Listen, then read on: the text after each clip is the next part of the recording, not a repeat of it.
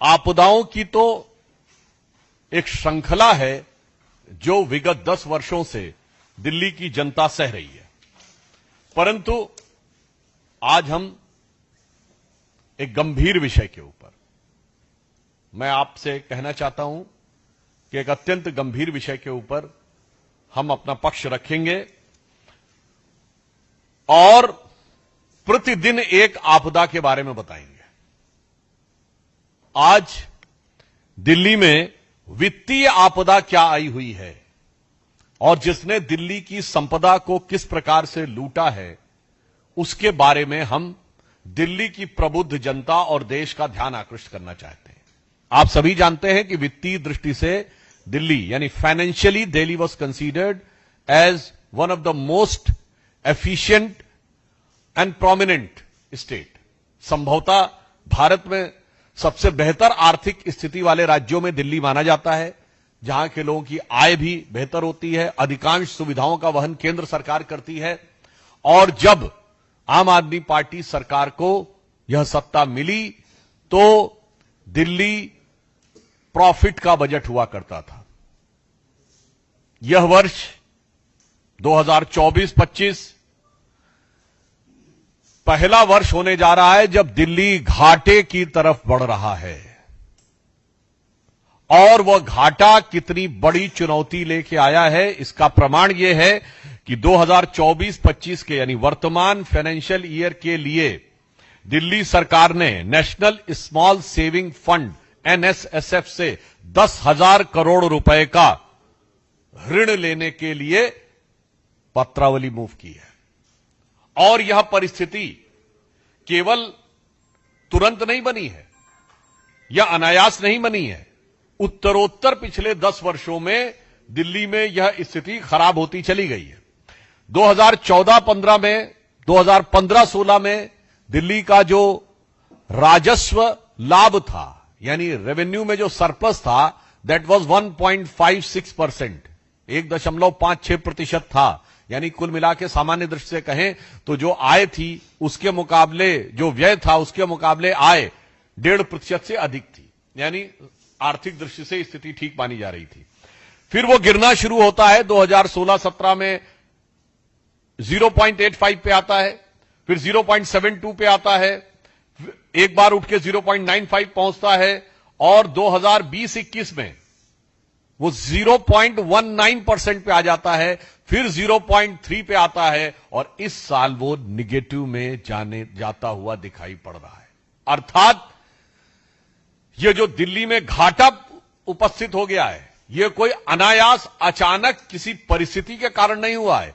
ये आंकड़े बता रहे हैं कि 10 साल निरंतर नीचे जाते जाते जाते जाते ये आज घाटे की तरफ आगे बढ़ गए हैं। और जो नेशनल स्मॉल सेविंग फंड्स है एनएसएसएफ, उससे जो इन्होंने 10,000 करोड़ की इस बार ऋण लेने के लिए आवेदन दिया है, वो भी ऐसे नहीं है। 2016-17 में इन्होंने 2,896 करोड़ रुपए का लिया।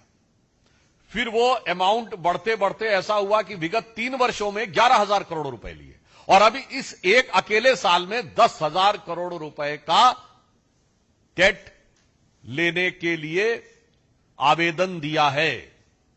यानी अब आप समझ सकते हैं कि दिल्ली के खजाने को लूटकर और खजाना खाली करने में इन्होंने कितने कीर्तिमान स्थापित किया। और इसके अतिरिक्त एक और बात बताना चाहते हैं, जो केंद्र सरकार से सहायता मिलती है, ग्रांट इन एड, आप उस विपदा का स्वरूप समझिए, आपदा का स्वरूप समझिए। केंद्र सरकार से जो सहायता मिलती है वो उस पर निर्भरता उत्तरोत्तर बढ़ती जा रही है। 2014-15 में जो जीडीपी का 0.47% ये ग्रांट इन एड पर, यानी जो सीधे आपको एक प्रकार से दे दिया जाता है केंद्र सरकार के द्वारा, उस पर निर्भर थे, वह बढ़ते बढ़ते 2020-21 में 1.54 हो गई। यानी एक शब्दों में कहें कि केंद्र सरकार के द्वारा प्राप्त होने वाले धन पर दिल्ली सरकार की निर्भरता 3 गुने से अधिक हो गई, और जो लाभ में चलने वाला बजट घाटे में आ गया। और इसके बाद इतना ही नहीं है, जो राजस्व होता है, यानी टैक्स कलेक्ट करते हैं, रेवेन्यू कलेक्शन में भी सरकार, जिसमें सरकार की एफिशिएंसी भी होती है। वैसे ठीक है, उन्होंने मतलब जब फ्री की वो एक बोतल के बदले एक बोतल बांटेंगे तो मानी हुई बात है, रेवेन्यू में कमी तो आएगी। अब रेवेन्यू कमी भी निरंतर वो बढ़ती चली जा रही थी, और जिसकी वजह से हम ये कह सकते हैं कि 10 साल में अगर आप देखें 2014-15 में जो राजस्व था वो 5.4% के आसपास था जीडीपी का, यानी कुल जो एक तरीके से आप समझिए कुल जो उत्पाद होता था दिल्ली में उसका 5.4% वो टैक्स कलेक्शन करने में सफल होते थे, जो घटते घटते घटते घटते 3 कुछ पे आ गया है, 3.9% पे। और ये मैं बता दूं कि देश में एवरेज 6.27 है, यानी पूरे देश में राज्यों का जो कुल औसत है वो है कि 6.27% राजस्व वसूलते हैं कुल जीडीपी का। वहीं ये घटते घटते देश के लगभग आधे की तरफ बढ़ रहे हैं। इसलिए मैंने कहा बहुत गंभीर प्रश्न है, किस प्रकार की वित्तीय अनियमितताओं के द्वारा, किस प्रकार दिल्ली के टैक्स पेयर की संपदा को लूटते हुए, उसका कुप्रबंधन करते हुए दिल्ली को इस भीषण आपदा में इन्होंने डाला है। और वैसे तो ये जहां रहते वहां आपदा में डालते हैं। आप पंजाब में जाके चेक कर लीजिए, वहां तो फुल स्टेट है। जो इन्वेस्टमेंट पंजाब में था आज से 3 साल पहले और आज कितना हो गया है। आज ही अगर आपने देखा होगा मीडिया में वो समाचार है कि पंजाब की महिलाएं केजरीवाल जी के आवास के बाहर आकर प्रदर्शन कर रही हैं। यह दर्शाता है कि दिल्ली में अगर आप ये बचाव करने का भी प्रयास करें कि फुल स्टेट नहीं है, तो जहां फुल स्टेट है वहां पे क्या स्थिति है। अब मैं ये भी बताना चाहता हूं, आपने आकर, आम आदमी पार्टी वाले कहेंगे कि साहब हमने तो बहुत सारा खर्च किया है एजुकेशन और हेल्थ पे, तो हम बताना चाहते हैं ठीक है आपने 40 से 45% खर्च किया, पर उसका आउटपुट क्या है। आज स्थिति यह है कि मोहल्ला क्लिनिक में भ्रष्टाचार दिखाई पड़ रहा है। आपने शिक्षा की बात कही, तो शिक्षा को लेकर न्यायालय ने आपके ऊपर टिप्पणी की हुई है। और इतना करने के बाद भी मैं दिल्ली की प्रबुद्ध जनता को बताना चाहता हूं, अब इन्होंने खजाना लूट कर खाली कर दिया है। तो मानी हुई बात है कि जब हमारी सरकार आएगी तो उसको काफी चुनौतियां रखनी पड़ेंगी कि इस खाली खजाने को किस प्रकार से भरे। और जो ख्वाबों ख्यालों में सोचते हैं इनकी सरकार कभी आई तो ये समझ लीजिए वो ख्वाबों ख्यालों वाली सरकार में कि आगे ऐसी स्थिति होगी कि किसी भी चीज के लिए कोई धन बचने की स्थिति नहीं होगी। अब मैं बताना चाहता हूं केजरीवाल साहब को, आप कहते हैं कि आप गरीबों को देना चाहते हैं, किस प्रकार से दिया जाता है फ्री का, वो प्रधानमंत्री श्री नरेंद्र मोदी जी से सीखिए। आपने बिजली फ्री देने की बात कही और शुरू में तो बिल 0 आते थे, तो पता ही नहीं कितना आपने खर्च किया और कंपनियों को पेमेंट होता था। वो सारा घोटाला सबके सामने आ चुका है, क्योंकि सरकार के खाते से नहीं जा रहा है, सरकार पेमेंट कर रही है बिजली कंपनियों को, और बिजली कंपनियां प्राइवेट हैं। देना है तो प्रधानमंत्री जी के रूप में देखिए, प्रधानमंत्री जी ने सूर्य घर बिजली योजना प्रारंभ की है, यानी सोलर पैनल्स लगाकर कोई भी अपने घर में बिजली बना सकता है। और 7.5 लाख लोग आवासों पर अब तक सोलर पैनल्स लग चुके हैं, यानी बिजली टोटली फ्री, न खजाने पर बोझ न पर्यावरण पर बोझ, clean energy, total free energy. और इसके अतिरिक्त इतना ही नहीं, वो परमानेंट फ्री, किसी को डराने की भी जरूरत नहीं है कि ये रहेंगे तो फ्री मिलेगा, वो रहेंगे तो फ्री नहीं मिलेगा, वो परमानेंट फ्री। और इसी के साथ साथ अगर आप अधिक बिजली उत्पादन करने में सफल हो जाएं तो बिजली विभाग आपसे बिजली खरीद भी लेगा, यानी बिजली फ्री भी और आमदनी की संभावना भी। मगर क्या बताएं, जो अपने को सबसे ज्यादा पढ़े लिखे होने का दावा करते हैं, ऐसा प्रतीत होता है कि उन महोदय के ही को सिर्फ खजाना लूटना आता है, खजाना खाली करना आता है, दिमाग खाली रख के आते हैं। दिमाग का प्रयोग करें तो जो प्रधानमंत्री जी ने किस रूप में किया है, जब हमारी सरकार बनी तो सोलर पैनल्स, सबसे पहले सोलर अलायंस बना, फिर सोलर पैनल्स का प्रोडक्ट लिंक ईटी स्कीम में कंस्ट्रक्शन शुरू हुआ, अन्यथा हम टोटल बाहर से आयात करते रहते। और उसके बाद 22 जनवरी 2024 को, जिस दिन श्री रामलला विराजमान की प्राण प्रतिष्ठा थी, उस दिन प्रधानमंत्री सूर्य घर बिजली योजना का प्रारंभ हुआ। ऐसे आप सोचिए कि किस ढंग से विकास किया जाता है और किस ढंग से जनता को मुफ्त सेवाएं उपलब्ध कराई जा सकती हैं, सफलता के साथ और वित्तीय प्रबंधन के साथ। इसलिए अंत में मैं कहना चाहता हूं दिल्ली की जनता से और देश की जनता भी सोचे कि नई राजनीति का प्रयोग करने वाले क्या होते हैं। बड़ा प्रसिद्ध दोहा है रहीमदास का कि रहीमन विपदा हूं भली जो थोड़े दिन होए, रहीमन विपदा हूं भली जो थोड़े दिन होए, हित अनहित या जगत में जानी परत सब कोय। अर्थात विपदा जो है वो थोड़े दिन की अच्छी होती है, क्योंकि क्या अच्छा है, क्या बुरा है, क्या आपके हित में है, क्या अहित में है, ये सब कुछ दिखाई पड़ जाता है। इसलिए मगर दिल्ली में ये विपदा, ये आपदा बहुत लंबी हो गई है, अब ये 10 वर्ष की हो गई है।